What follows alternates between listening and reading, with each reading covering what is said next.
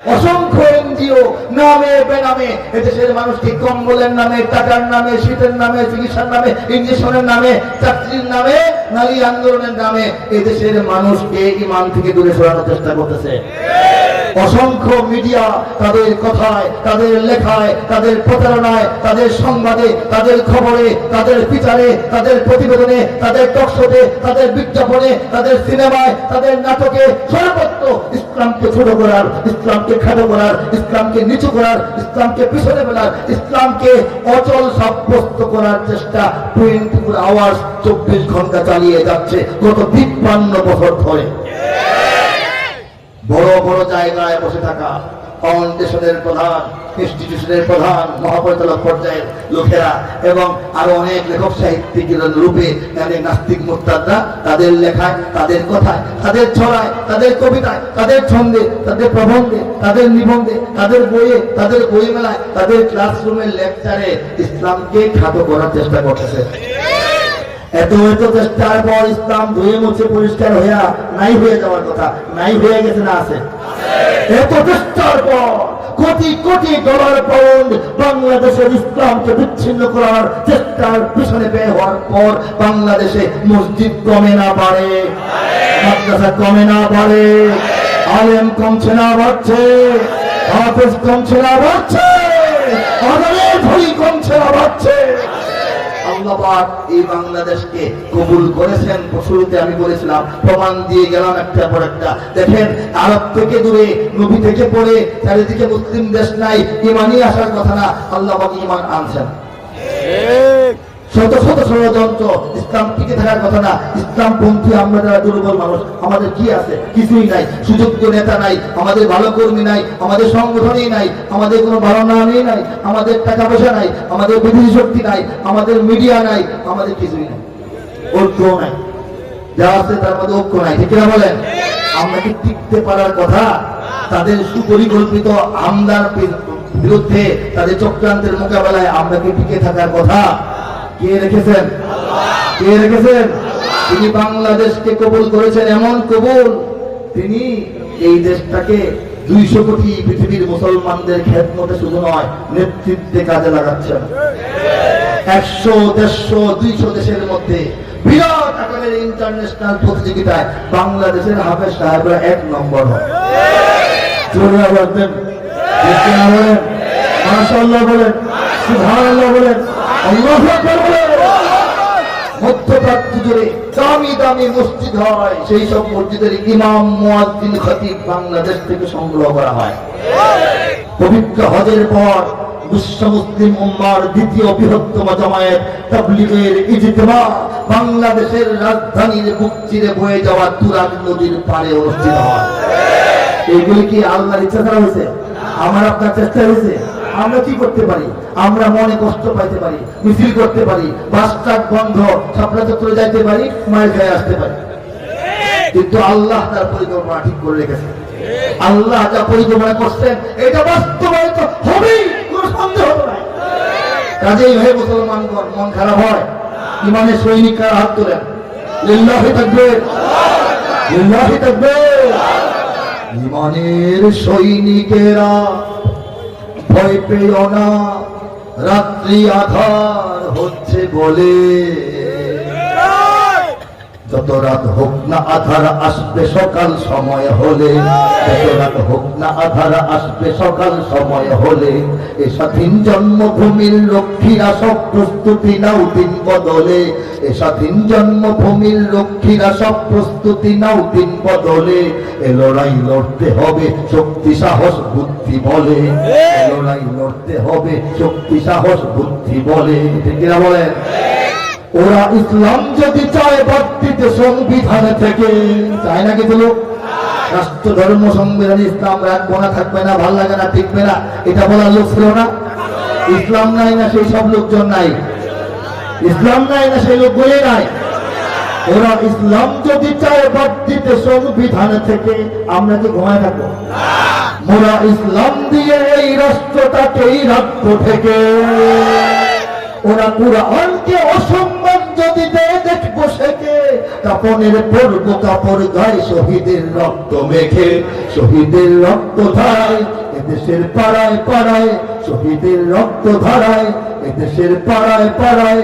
সময়ের এক ইশারায়, সময়ের এক ইশারায় লক্ষ আগুন উঠবে জ্বলে। ইমানের সৈনিকেরা ভয় পেও না, রাত্রি আধার হচ্ছে বলে, যত রাত হোক না আধার আসবে সকাল সময় হলে। এটাও 2.5-3 বছর আগের লেখা কবিতা। মাঝখানের লাইনগুলি শুনেন, তখন হয়তো শুনে বুঝেন নাই কবি কি বুঝাইতে চাইছে, এখন বুঝবেন। বলবো? আচ্ছা। আল্লাহু আকবার। দেখো মার্কিন ভারতের চলছে আঘাত এদেশ ঘিরে। এখন বুঝছেন? লিখছিলাম সহজ সময়, এটা প্রকাশ পায় না, ঠিক না? দেখো মার্কিন ভারতের চলছে আঘাত এদেশ ঘিরে, দেখো চীন মায়ানমারের জল আমাদের ঘিরছে ধীরে, দেখো মানচিত্র ভাঙার কাজ চলে পর্বত গভীরে, দেখো মানচিত্র ভাঙার কাজ চলে পর্বত গভীরে, দেখো ইসলাম বিনাশের প্রস্তুতি নাস্তিক শিবিরে।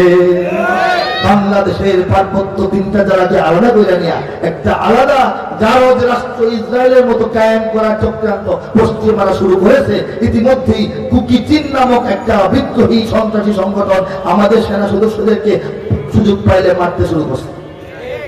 লিখেছি 3 বছর আগে, জনগণ এখন জানেন, কিনা বলেন?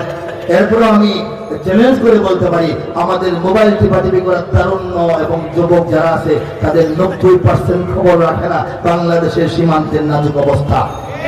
তারা জানে না যে ফেনী পর্যন্ত দখল করে নিয়ে মায়ানমার এবং চীনের চক্রান্ত রয়েছে, এটাকে বৌদ্ধ রাষ্ট্রের অন্তর্ভুক্ত করা। তারা জানে না বাংলাদেশের 3টা পার্বত্য জেলা আলাদা করে নিয়ে এখানে জারজ রাষ্ট্র বসায়া আমাদেরকে আরেকটা ফিলিস্তিন বানানো চক্রান্ত চলতেছে।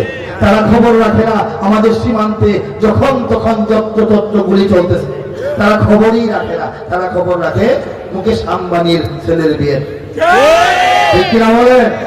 আমাদের প্রজন্মকে দীর্ঘ সময় নিয়ে আস্তে আস্তে এরকম গাধা গরু ছাগল বানানো হয়েছে দেশটাকে গোপনে নিয়ে যাওয়ার জন্য। আমরা কি ঘুমাবো না? তারা প্রস্তুত, তারা তৈরি। লিল্লাহি তাকবীর। আপনাদের মধ্যে একজন দেশ পাগল, ইমান পাগল, যারা স্লোগান দেন, একজন আপনাদের মধ্যে রক্ত গরম করে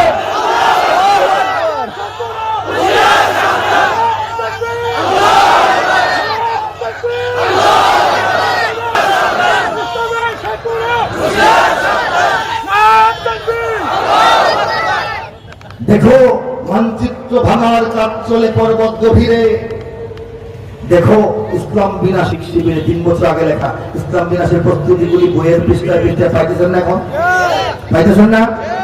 এগুলি হওয়ার কথা ছিল, হইতেছে। আল্লাহ জানেন এবং আল্লাহ ব্যবস্থা রাখছেন, সময় মতো হবে। ঠিক না বলেন? 100 টাকা আট যদি বসে থাকে, 100 টাকা আট এখানে বসা, 100টা ঢিল নিয়ে তাকে মারতে হবে। কয়টা ঢিল মারতে হবে?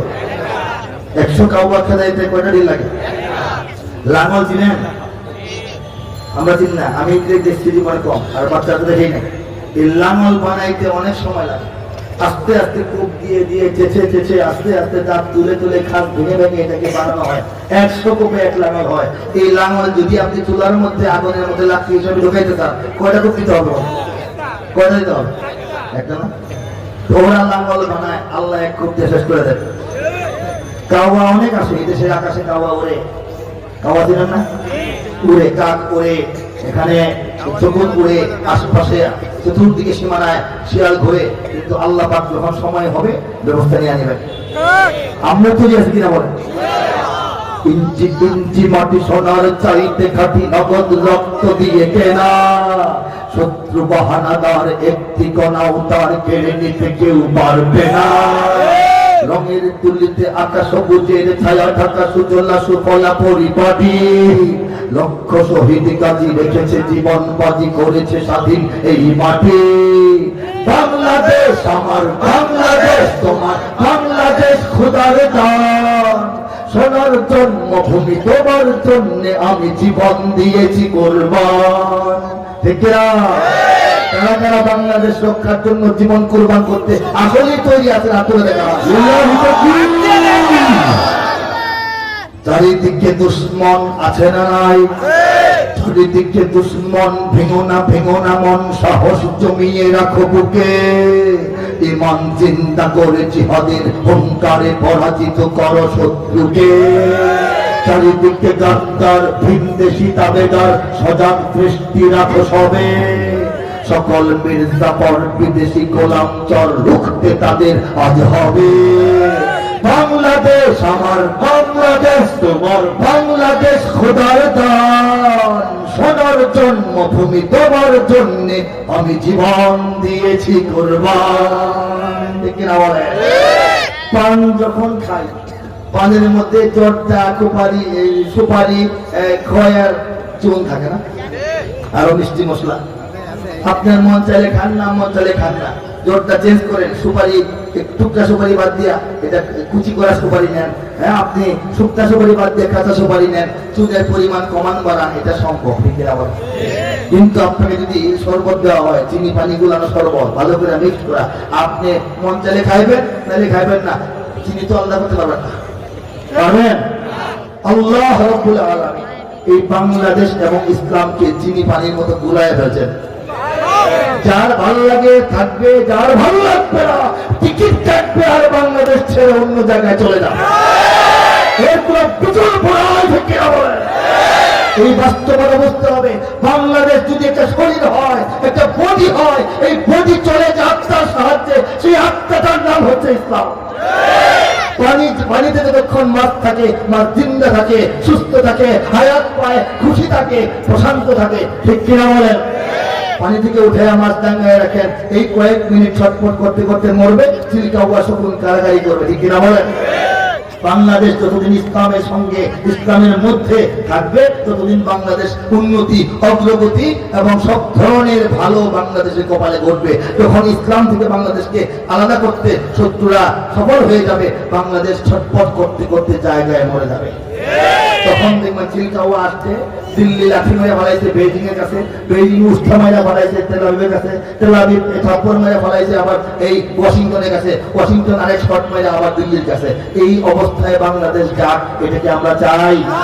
যদি না চাই, তাহলে ইসলামকে নিয়ে মর্যাদার সঙ্গে মাথা উঁচু করে বাঁচার জন্য যে কোনো মূল্যে বাংলাদেশের স্বাধীনতা, সার্বভৌমত্বকে শঙ্কামুক্ত সংরক্ষিত রাখতে হবে।